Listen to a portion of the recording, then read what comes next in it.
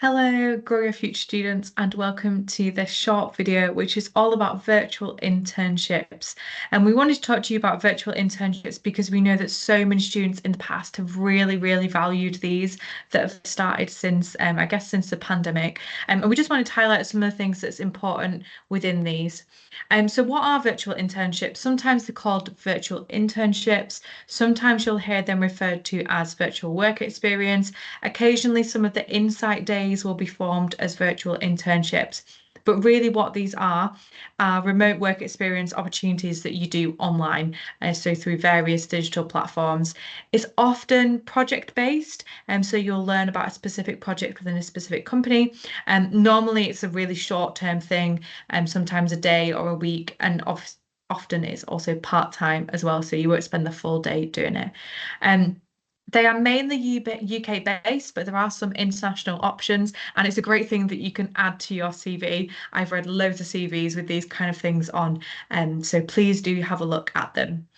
In terms of the pros and cons, there is definitely some good things about virtual internships. It's flexible, you can do it from wherever you are. You can access some really great companies, loads of organizations that are really prestigious do virtual work experience.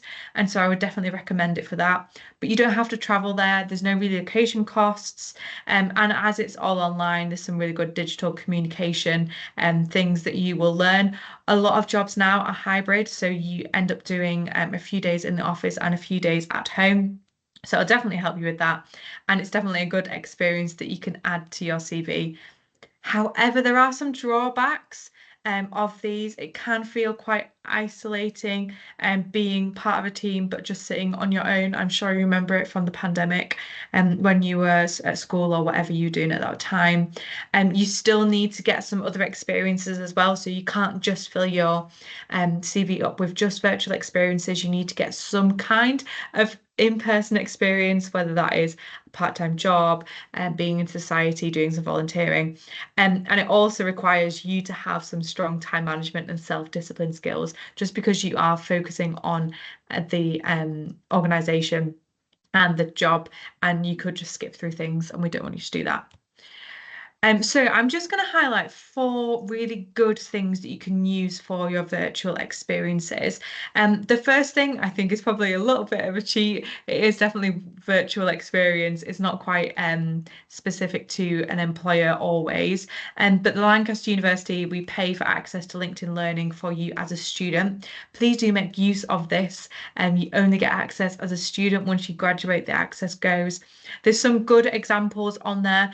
So, for example, one of them there is from Microsoft. So there are some organizations that do have LinkedIn Learning courses, but some of them are just really great examples that you can add to your CV.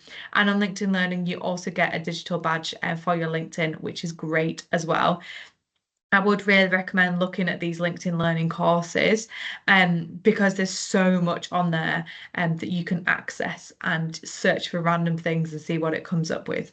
But you need to go at it through the link that's on the screen, so through the portal, because that's the way that you get to connect your account to our account that we pay for you. The next type of opportunity that I just wanted to show you is Forage. Forage probably has the largest amount of job simulations. They call it simulations as opposed to virtual work experience or virtual internships. They've probably got the largest array of sectors or kind of organizations that they work with. Again, if you want to work for a specific company, be flexible when it comes to these job simulators. Some of them are a little bit not quite exactly what you want, but I'd really recommend just having a look and having a go at things that you can see. If you are interested, maybe, I don't know, in something a bit more creative, have a look at some of the ones that might kind of get away with being creative, maybe project management, for example, because there are some definitely transferable skills that you can use. So that's Forage. Another one that is recommended is Grad Sims. Now, this is good. It's through the Target Jobs website, which we will probably have talked to you about before. Again, these are a smaller proportion, so there's a smaller amount and a smaller numbers of sectors as well. So apologies if your sector doesn't come up on that list. And then also, I think this is probably the most popular in terms of students that I've spoken to who do these experiences, which is the Bright Network internship experience. Again, their sectors, their courses are very broad, so marketing, operations, and business all in one. But I would really recommend just having a look at these. Students really value them. It's a great thing to put on your CV. And so I would encourage you just to have a look at those as well. But also, I've just highlighted some websites that you can use. Lots of organizations also have their own company specific virtual internships. I've just put some of them on the screen that you can have a look at. But I'd really recommend doing a research into virtual experiences and just seeing what's out there. Obviously, we're never going to be able to find them all and cover them all, but look for the things that are in your sector, especially.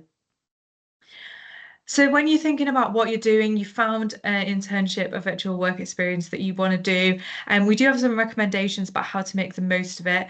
And what we would say is try and set a clear work routine, set some goals, and because you are kind of on your own, like your studies, often you need to be able to set those goals in order to keep yourself accountable. If you are working with others, make sure you communicate with them, but we would say over communicate with them. Tell them loads and get to know your team really well. Make sure that you keep a log of what you've worked on. It's so good to add to your CV. But if you're anything like me, you've probably forgotten what you did. So keep a log of what you did and ask for all that feedback. Other people that you're working with, ask people for feedback. It's a really great way to be able to reflect on your own practice and your own skills and abilities and strengths, and then think about how you can apply that to future working.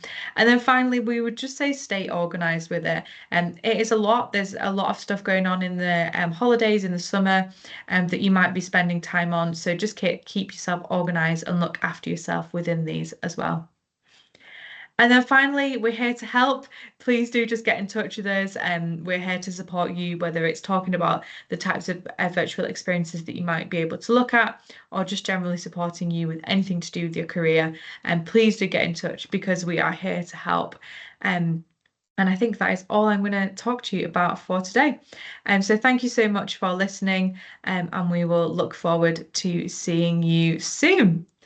Hope you have a lovely few days. Good luck. Thank you. Bye.